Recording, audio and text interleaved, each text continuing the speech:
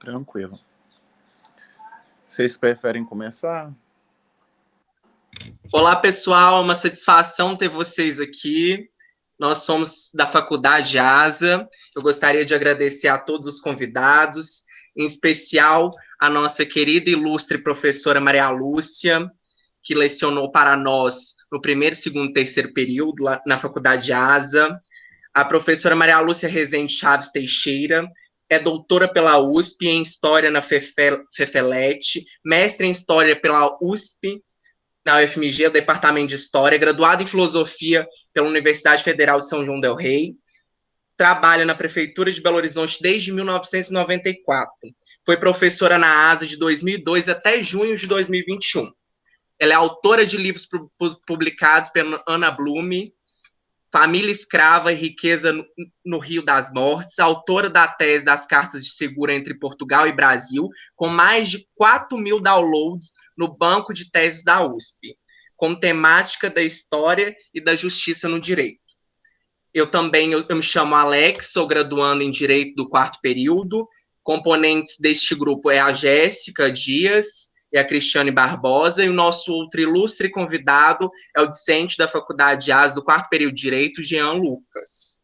Gente, uma boa noite, é uma satisfação ter vocês aqui para darmos início nesse podcast que será acessado pelos usuários da plataforma da ASA. Boa noite, gente. Então, vou começar falando, assim, pedir licença a vocês, mas quando vocês me fizeram o convite, né, para nós podermos falar um pouquinho a respeito de capitalismo e principalmente dos impactos, né, que esse sistema econômico acomete na nossa sociedade, eu logo de cara, né, assim, já me veio na mente o problema da questão da produção, né, em massa desse sistema capitalista e também do consumo, dessa cultura do consumo que está, tipo assim, disseminadíssima hoje em dia na nossa sociedade e que acarreta em consequências igual com relação à produção, né, de produtos em massa, a diversos danos ambientais. Muitas das vezes esses danos são irreversíveis, né, dependendo da gravidade. E com relação ao consumo, eu posso levantar, eu queria até chamar vocês, né, para a gente debater mais um pouquinho a respeito disso, sobre esses dois pontos que eu estou colocando aqui, a questão do psicológico das pessoas hoje em dia, né, porque passou da época, né, do consumo ele ser algo realmente que está ali para poder satisfazer a necessidade de um indivíduo com relação a facilitar, né, algum fazer da vida, ou para que proporcione à pessoa algo que faça com que ela mantenha a sua subsistência. Então, assim, aproveitando que a Maria está aqui, vocês também, Alex, Jéssica e Cris, eu queria chamar mais ou menos assim vocês para esse ponto do debate, se vocês, é óbvio, não tiverem algo a mais para poder falar. O que vocês acham da gente levar nessa linha? Hoje eu achei interessante essa temática sua, né? Até porque o acúmulo de capital, né, ele tem a ver com essa alta produção, né, Maria? Tem sim. Eu estou até aguardando a minha vez de falar para começar a falar. Eu até pensei em começar de uma outra forma, mas depois eu falo o que eu quero. Pensei em ordenar e falar. Mas antes de responder, eu quero assim agradecer, né, a oportunidade, dizer para vocês que é um prazer estar com vocês e agradecer muito mesmo dessa possibilidade de falar para vocês, que eu me sinto lisonjeada, né, de um grupo de alunos me chamar para conversar de um tema que eu gosto muito e que eu trabalhei ideal. Pois bem, o Jean comentou aí, e depois eu quero comentar com mais detalhes a questão do consumo no sistema capitalista, que é uma coisa muito atual, porque o consumo no sistema capitalista é relacionado a uma coisa chamada o fetiche da mercadoria. O fetiche da mercadoria é uma noção alimentada e realimentada. Por quê? Porque a gente é levado a consumir, sempre consumir, porque o sistema capitalista ele não pode parar. A produção de mercadorias ele gera uma reprodução do sistema. Então, se a gente não for estimulado a consumir, o sistema para. E se o sistema parar, a gente tem crises cíclicas, né? É um sistema pautado por crises.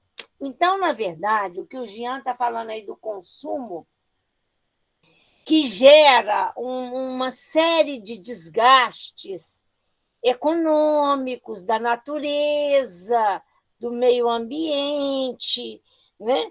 Hoje, do lixo, que é chamado de resíduo, né? De resíduos. Um uso maior de matéria-prima, né, Maria? Sólidos, né?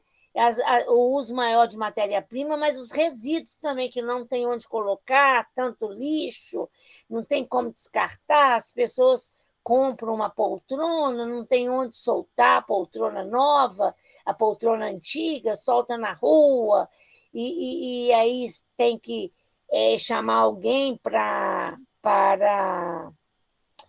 remover a poltrona, e se ninguém remove porque tem custos, né? Essa remoção não é gratuita, ela fica ali na rua, enchendo, fazendo uma poluição visual, né? Então, na verdade, a primeira coisa que o consumo exagerado nos leva é a esse excesso de resíduos. Logicamente que tem também, antes dos resíduos, o desgaste da natureza pela extração de bens duráveis, né? Extração de minerais, que são bens não renováveis, né? Que demoram e fazem um estrago, como a emissão de gases na produção. Eu não sei se vocês viram nas quase todas as conferências, os acordos, né? Eu estou me lembrando aqui que ficou muito claro, foi a da Dinamarca, né? Os Estados Unidos não aceitam reduzir a emissão de gases, porque reduzir a emissão de gases é reduzir a produção industrial. Enfim, é o que o Jean falou mesmo, é um consumo excessivo que nos leva, né? Que nos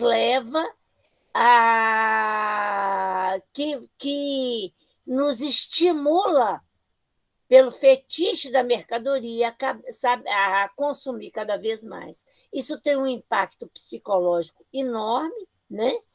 A gente é muito ligado a objetos materiais, a gastar, levando a uma série de noções de comportamento errôneas, porque às vezes as pessoas consomem o que elas não precisam consumir, elas acreditam que elas são mais felizes se elas consumirem mais, e elas, às vezes, muita gente cai em endividamento por um desejo de consumo, então, na atualidade, tem muita repercussão. Mas é muito importante a gente entender, e eu vou passar um pouco o comentário para vocês agora, que isso não é uma coisa inocente. Isso é uma coisa do modelo capitalista, sim, que não pode parar. A roda da produção não pode parar. Porque se a roda da produção parar, gera uma crise.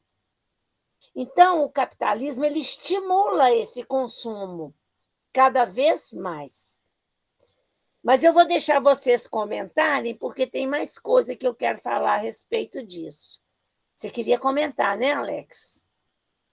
Ô Maria, só concluindo sua fala, que eu acho muito interessante essa temática do capitalismo, porque automaticamente, além dela estar ligada nessa questão, né, ambiental, ela está, né, nessa base econômica nossa, e também na publicidade, porque as pessoas a todo momento são incentivadas a comprar, né, exatamente para gerar essa produção e assim maior lucro, né, para as empresas. Então está totalmente ligado esse lucro versus, né, fluxo do capital.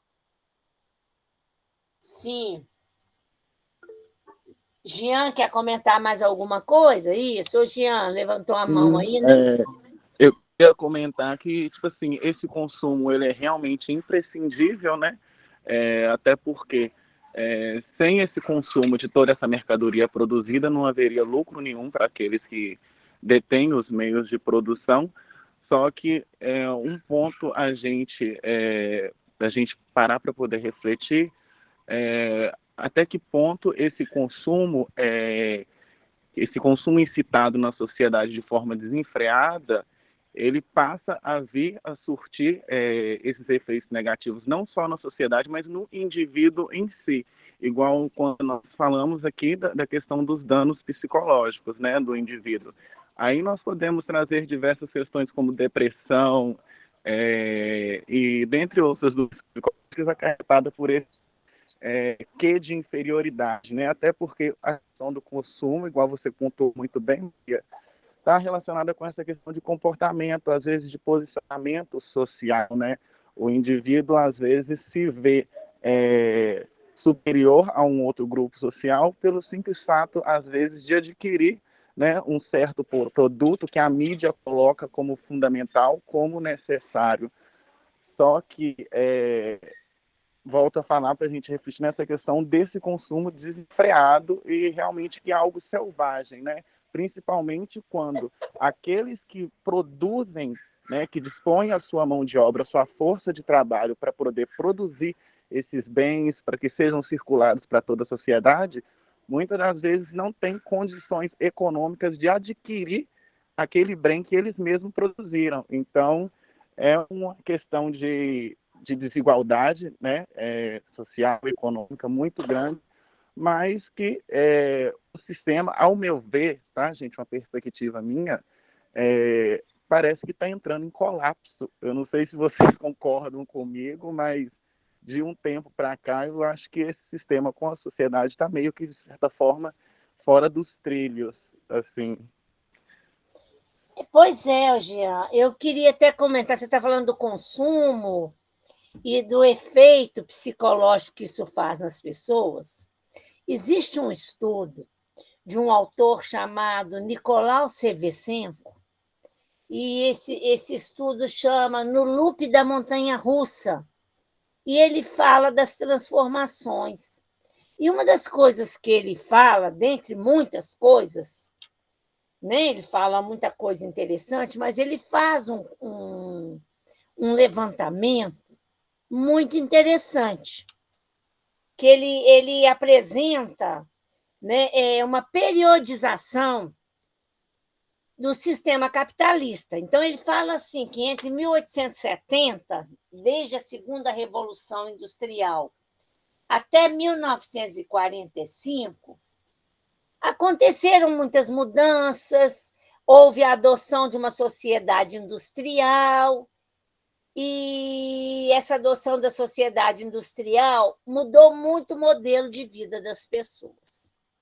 Mas ele diz, né, o Nicolau Sevesenko, que a cada vez que a riqueza total produzida, o que é a riqueza total produzida? É tudo que é produzido de carro, de celular, de livros, de comida, de prédios, de usinas, isso tudo é uma riqueza que, somada, dá um montante, né? É a riqueza geral produzida. E toda vez que a riqueza geral produzida multiplica por 10 vezes, a vida da sociedade muda muito. Então, ele fala isso e ele diz o seguinte, que se antes, entre 1870 e 1945, as mudanças foram mais lentas, embora tenha havido a implantação da sociedade industrial, mas que não mudou tanto. Mas que, a partir de 1945, as mudanças, né, a multiplicação por 10, a decuplicação da riqueza, foi cada vez sendo feita em tempo menor. Então, primeiro em 20 anos, depois em 15, depois em 10, e que atualmente a riqueza está ampliando a cada 5 anos.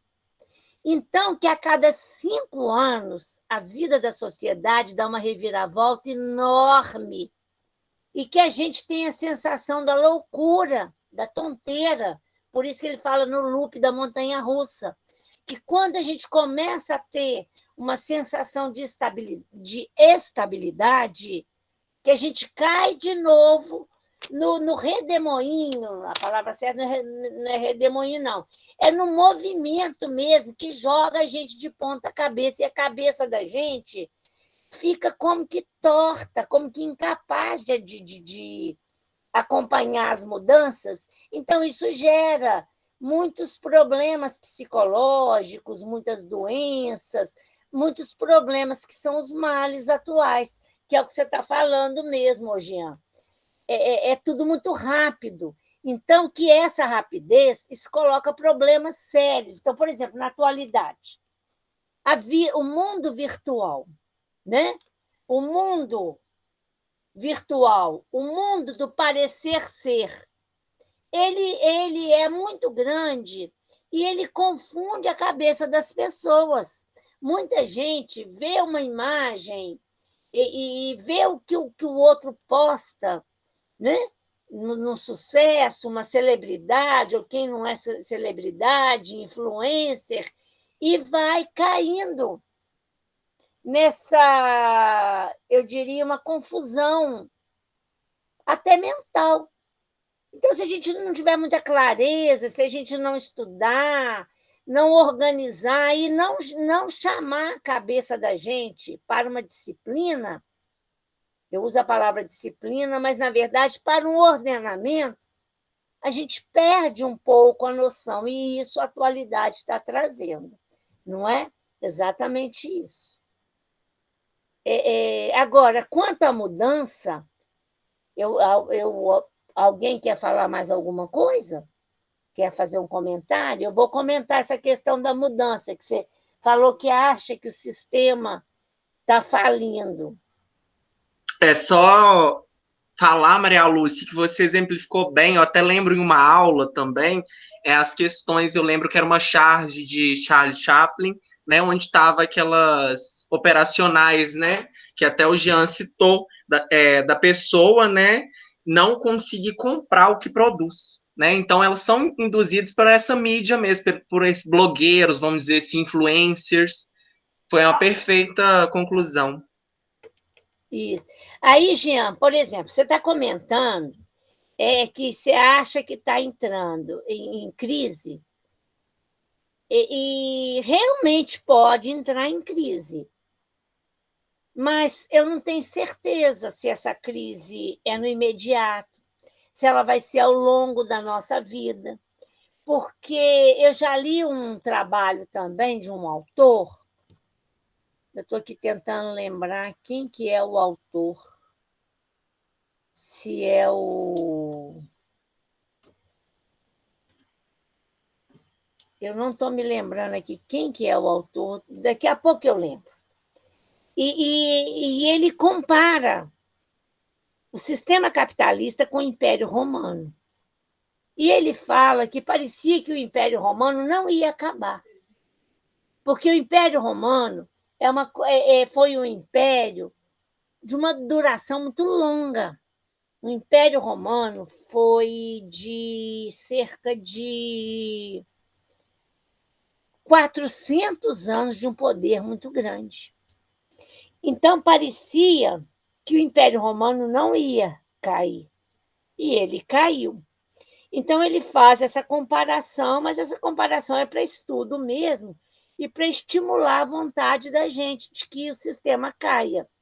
Mas eu não tenho certeza se ele cai no imediato, e a gente pode ter certeza também que uma queda do sistema capitalista ele faz a gente sofrer, porque a gente cresceu dentro dele. Então, não é isento de dor, não é uma queda sem sofrimento, uma queda traz desorganizações, traz muita mudança nova, muita mudança para a gente, mudança já é nova, né? Muita coisa nova para a gente. Então, não é isento de sofrimento do que a gente está acostumado, não.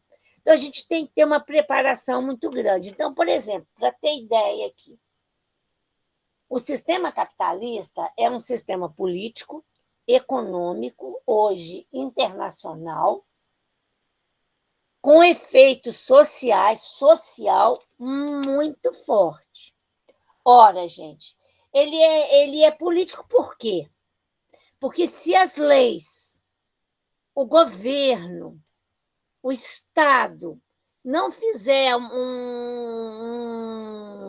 um arcabouço de leis para o desenvolvimento do capitalismo, ele não deslancha.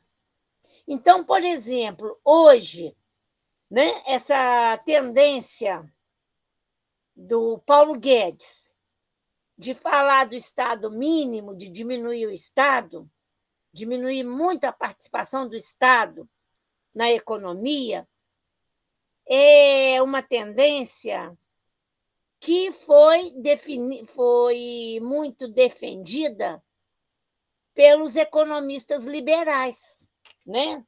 Davi Ricardo, Adam Smith, lá na segunda metade do século XVIII. Mas leis foram feitas para proteger o mercado.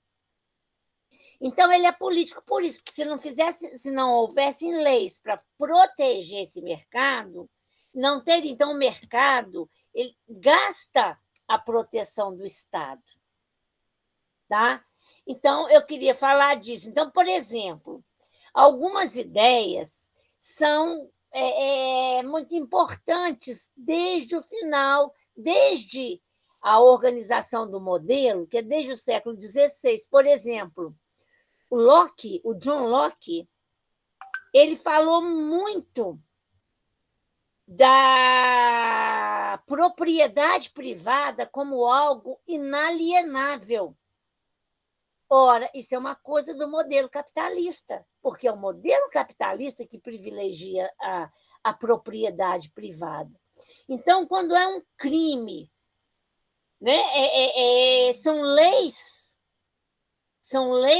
que estabelecem que é crime você ofender a propriedade do outro. Isso nem sempre foi assim. Então, quando a gente ouve essas coisas, a gente tem uma tendência a naturalizar o sistema. O que eu chamo de naturalização? Achar que é natural, que sempre foi assim, que nunca foi diferente, e já foi.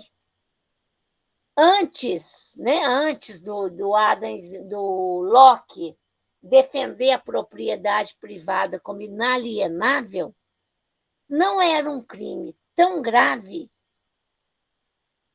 você praticar certas usurpações, vamos falar assim, porque era tido como transferência de renda. Então, o sistema ele é político por isso, ele carece, precisa de leis para sustentá-lo.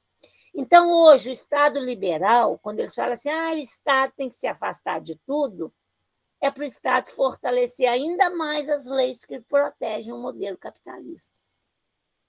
Ele é econômico porque ele produz para o mercado.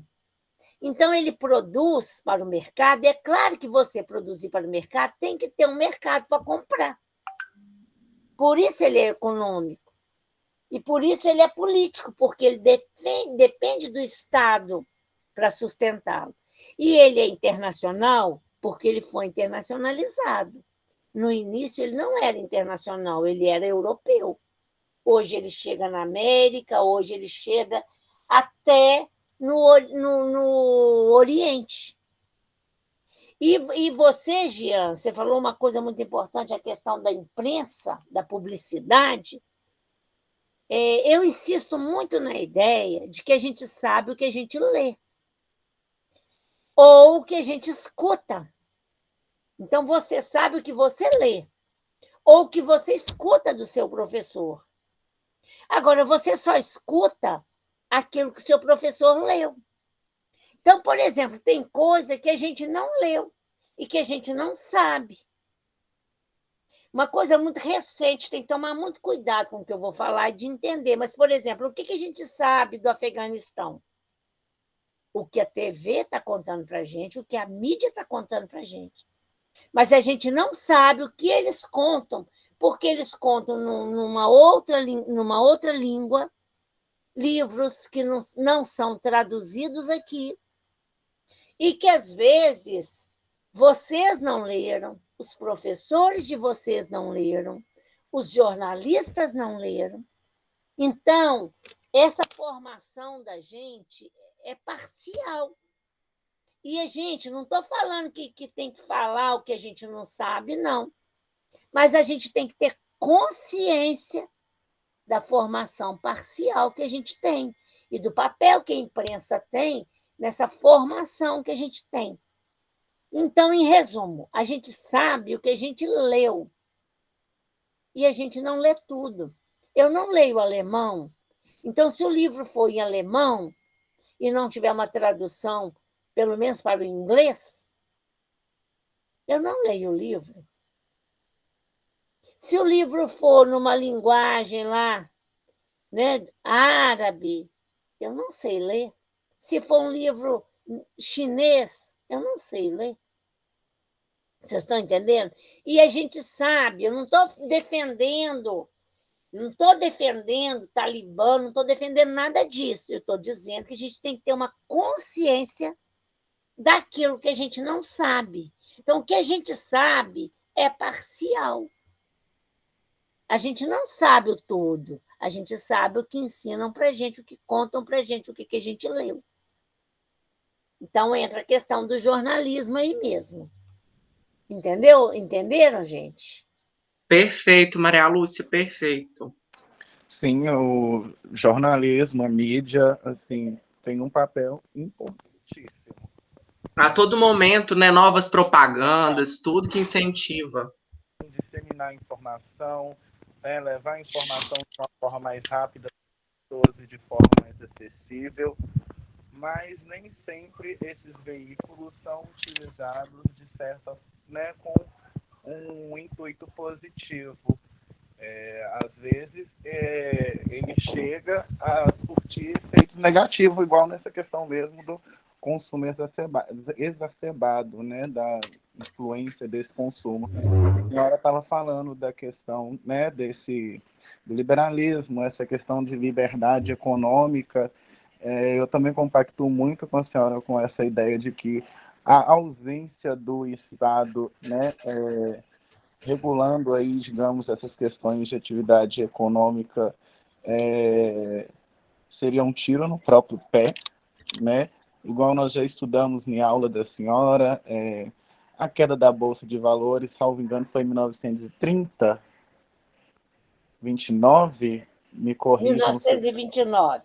29, isso a figura que veio para sanar o problema, né, foi o Estado, né, como nós discutimos isso, salvo engano, no segundo período. Então, precisa de uma reformulação, de uma readaptação, né, de pensar formas de fazer com que esses efeitos do sistema capitalista gerem menos impactos negativos na sociedade, até porque tá em colapso, mas eu também acho que não acabe tão cedo, não. E por ser uma coisa que está né, intimamente ligado com a nossa sociedade em âmbito mundial. Será que a gente conseguiria, né, a sociedade como um todo conseguiria desenvolver, propor um sistema, né, que fizesse com que ela se desenvolvesse de forma melhor, além desse sistema capitalista, mas não dá para negar que adaptações precisam ser feitas, né, nesse sistema atualmente.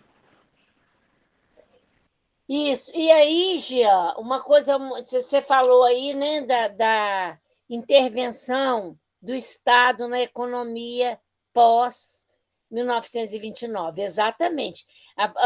O primeiro grande ocaso do liberalismo foi em 1929 e aconteceu por quê?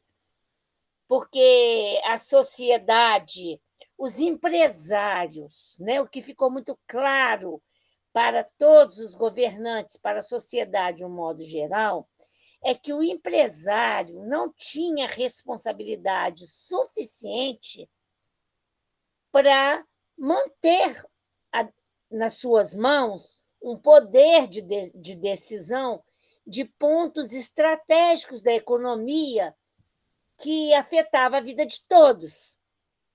Então, que ele não tinha, que o Estado tinha que entrar.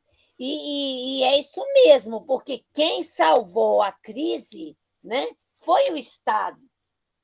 Não só nos Estados Unidos, quanto aqui no Brasil.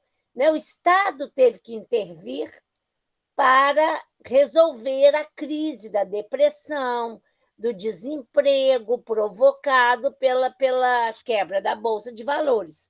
Quebra essa que nada mais foi do que uma crise de superprodução. O que é essa crise de superprodução? O que foi essa crise de superprodução? Os empresários, né, dos Estados Unidos foram produzindo, defenderam, acreditando que o sistema americano, o modelo americano de vida, era capaz de absorver toda a produção. No final, eles estavam com depósitos lotados de mercadoria, que ninguém comprava, porque o povo não tinha dinheiro para comprar, desempregado. E, em seguida, não era o depósito mais lotado de mercadoria, de quinquilharia, que passou a não valer nada, mas a própria empresa que produzia passou a não valer nada, que foi a crise na Bolsa de Valores, né? E a queda do valor da Bolsa. Então, assim, foi um fato que desnudou a fragilidade do sistema capitalista. Então, na verdade, que salvou foi o Estado. Então, vem essas ondas do liberalismo, né? Como hoje, e a gente vê, assim, por exemplo, às vezes eu vejo assim, muito jovem defendendo, eu fico assim, um pouco assustada com o que esses jovens estão pensando. Às vezes o jovem pensa na meritocracia, que ele vai chegar lá com o esforço dele, e ele não chega.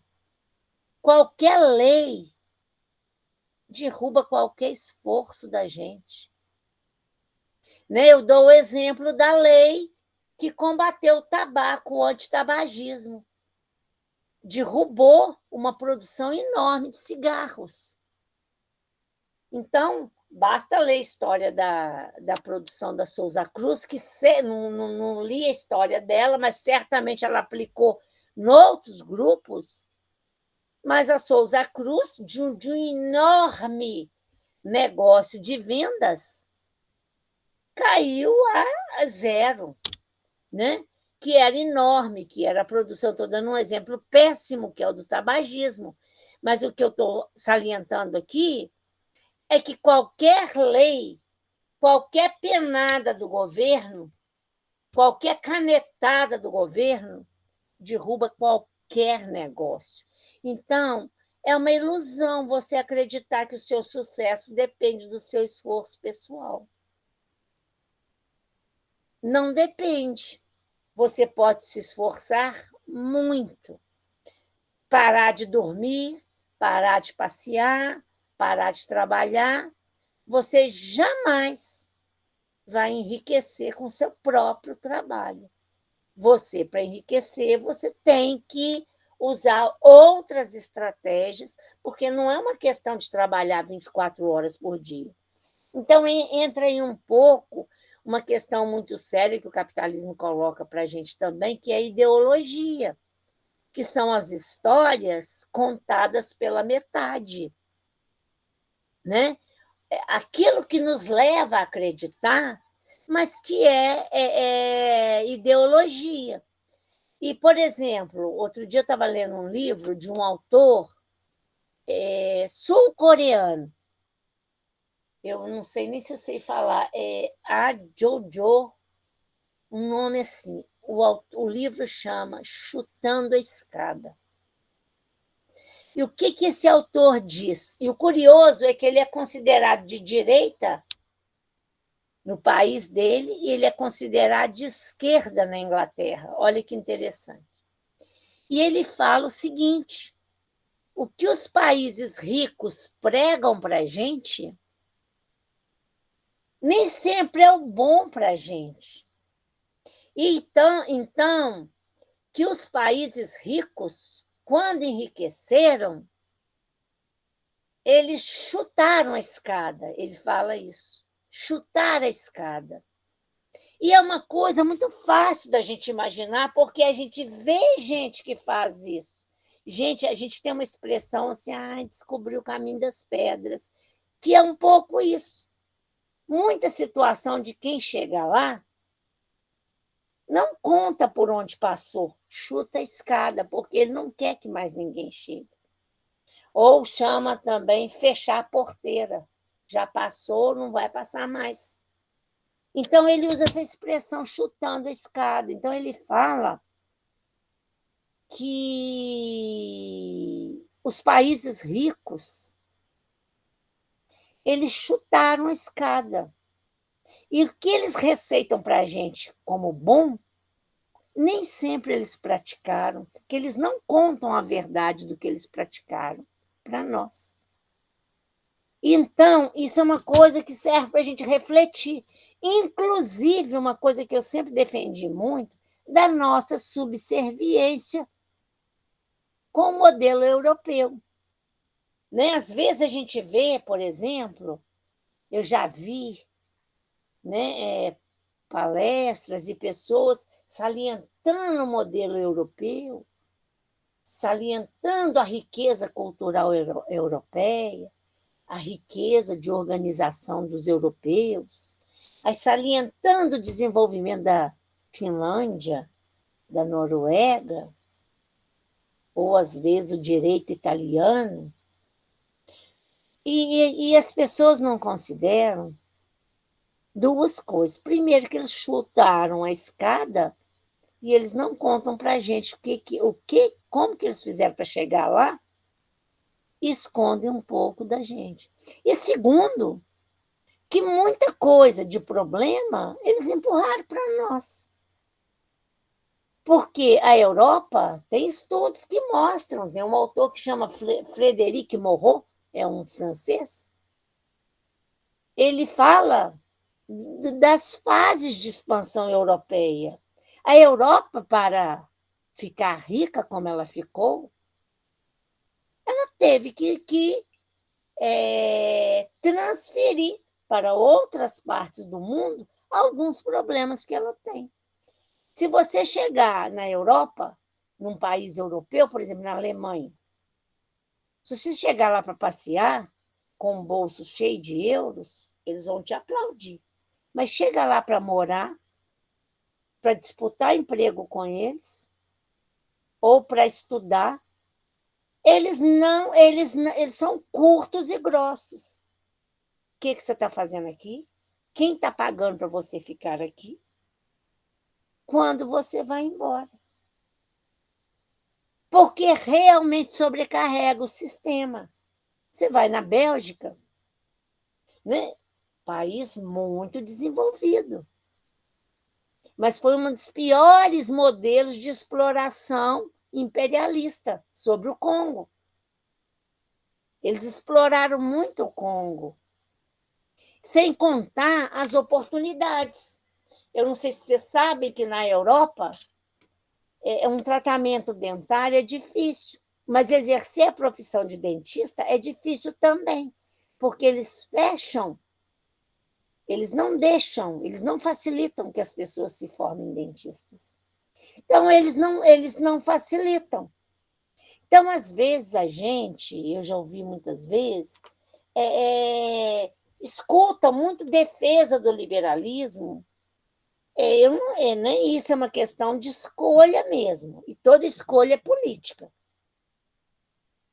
E eu escolho gostar mais de um outro modelo, que cuida mais da sociedade, que cuida mais das diferenças, tá? Que cuida mais da população como um todo. Ok? Perfeito, Maria Lúcia. Muito obrigado, viu, pelas suas considerações. Agora a gente já está encaminhando lá para as considerações finais aqui desse podcast que será disponibilizado. E da gente fazer o encerramento, eu gostaria de agradecer, né, a Faculdade ASA, na pessoa do professor Rubens José Deixa eu dos só fazer Santos. um comentário antes de você Sim, encerrar, porque no início, Jean, né, eu acho que você também comentou na sua abertura, a questão da pandemia, né? E como que perfeito. afeta a economia? Afeta mesmo. Afeta, traz dor para as pessoas, traz sofrimento, né? E houve momentos que a gente teve mesmo que fazer escolhas pesadas. E a gente sabe da pressão que aconteceu, da pressão econômica, frente à pandemia. Mas são mazelas do modelo, porque o período de guerra, eu sempre falei com os alunos, com os meus estudantes assim, vocês nunca viveram uma guerra. Agora, eu já não falo isso mais, não falaria isso mais, porque você nunca viveu uma guerra, mas você viveu uma pandemia incomum. Então, isso afeta mesmo. E essa recuperação, ela tem que vir com fortes preocupações de organização econômica para organizar a retomada da sociedade. Eu quis só comentar mesmo da questão da pandemia. Mas te devolvo a palavra, Alex. E há um grande atrito, Maria Lúcia, entre o capitalismo e a pandemia, né? Eu até tive numa pesquisa, eu pude até ler que alguns anos atrás, organizações internacionais, como a Organização Mundial da Saúde, advertiam sobre a grande probabilidade que haveria de uma nova epidemia, a falta de preparação dos governos para o problema que o mundo poderia enfrentar. E eles não se preparavam para isso, entendeu? Porque eles visavam o tempo todo o lucro, e ainda visam, né? Mesmo com tudo que aconteceu, a gente teve esse problema aqui no Brasil em relação ao governo estava querendo abrir o comércio, né? Mesmo com toda a contaminação que estava acontecendo, e estava tendo esse atrito do capitalismo com a pandemia. E quem ficava sempre em frente, né, Cris, eram os colaboradores, né? Sim, os menos favorecidos, né? Porque muitas das vezes a pessoa não poderia ficar em casa, porque ela precisava trabalhar, muitas das vezes no supermercado, né? Serviços essenciais, às vezes em farmácia, alguma coisa assim, a pessoa precisava trabalhar e não poderia ficar em casa, trabalhando em casa, muitas das vezes não tinha nenhum computador ou acesso à internet para estar trabalhando de casa. Infelizmente, né? Não era todas as pessoas que tinham aquele acesso.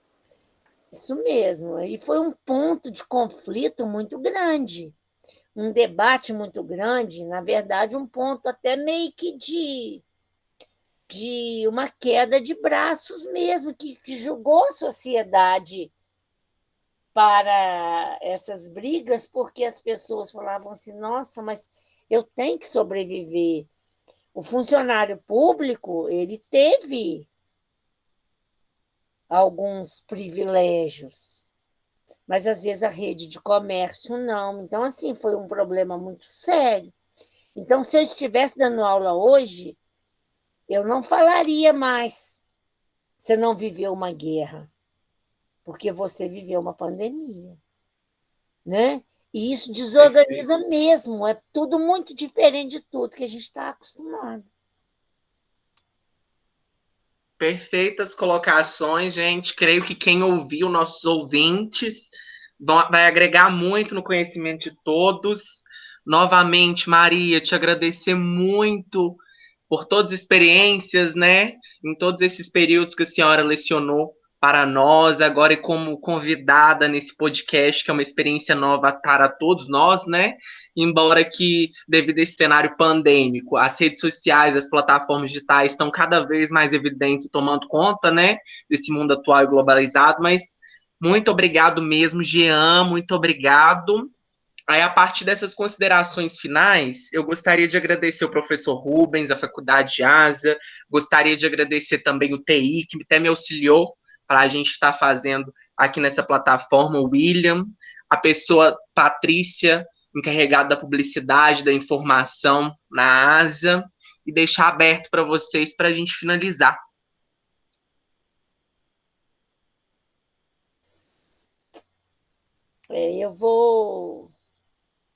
Eu é que agradeço a oportunidade, eu vou encerrar, porque eu falo muito mesmo, né? Não, Maria, maravilhoso! Excelente, enriquecedor, muito obrigado, viu? Nosso tempo deu, mas eu agradeço, sim, acho que foi bom. Foi ótimo. Eu vou aproveitar, né, esses minutinhos finais aí para poder realmente agradecer a oportunidade, né? Tava morrendo de saudade de Maria para a gente conversar um pouquinho, bater um papo. É um assunto que eu acho que de extrema relevância. É óbvio que, dado o tempo, né, não dá para a gente ir mais a fundo em todas as questões, né, esgotar todo o tema, mas eu espero que os conteúdos que nós tenhamos, né, abordado aqui, falado um pouquinho aqui, agregue no conhecimento de cada um que estiver nos ouvindo e que também incite a essas pessoas realmente a buscar mais informações a respeito do tema, buscar mais conhecimento, né, sobre isso, porque é um elemento fundamental, né, para a nossa vida em sociedade, que eu acho que todo mundo deveria ter um conhecimento, sabe? Eu não digo aquele conhecimento do indivíduo ser um expert, né, um economista, mas ter ao menos uma base para poder entender principalmente essas questões que nós falamos aí, né, de liberdade econômica, né, dessa questão de liberalismo, do capitalismo em si, para que a gente possa realmente, né, ter as nossas próprias conclusões, né, a partir daí buscar, né, referências para embasarmos mais e mais as nossas teorias. E, no mais, foi muito bom a troca. Muito obrigado pela oportunidade, viu? Maria, Alex, Jéssica, Cris, muito obrigado, William. E é isso. Eu é que agradeço a todos, a Jéssica, ao Alex, a Cris, ao Jean, a oportunidade desse bate-papo, e agradeço ao William, né? O suporte aqui. Eu que agradeço a vocês. Jéssica, Cris, quer falar alguma coisa? Alex, eu gostaria só de agradecer mesmo a Maria, né, e o Jean pela participação, assim, por ter esclarecido, ter dado as opiniões deles tão esclarecedoras, né? E no mais é só isso mesmo, somente agradecer pela participação. Eu também gostaria de agradecer pela participação, por ter disponibilizado o tempo, né, para agregar cada vez mais conhecimento a todos. Muito obrigado, Jean, Maria Lúcia. Foi muito bom e agregou muito para todos nós. Perfeito. Gente, então vou encerrar aqui com sentimento de gratidão a todos vocês, agradecer novamente a Faculdade Ásia, ao Rubens, professor do 4º período de Direito, agradecer a nossa ilustre convidada Maria Lúcia, ao Jean, a vocês, colegas Jéssica e Cris, desejar uma excelente noite a vocês, agradecer muito pela riqueza de informações que foi passada hoje à noite, né? Um grande abraço a todas vocês. Um abraço. Muito obrigada. Tchau, gente. Tchau. Tchau, Bom, Jean. Aí a gente vai finalizar aqui o portal, automaticamente o William fica aqui e fecha pra gente para estar disponível essa gravação. Tá bom? Um abraço a todos vocês. Tudo bem. Tchau, Abraço, boa gente. noite a Fiquem com todos. Deus, viu? boa noite. Boa Boa noite. noite.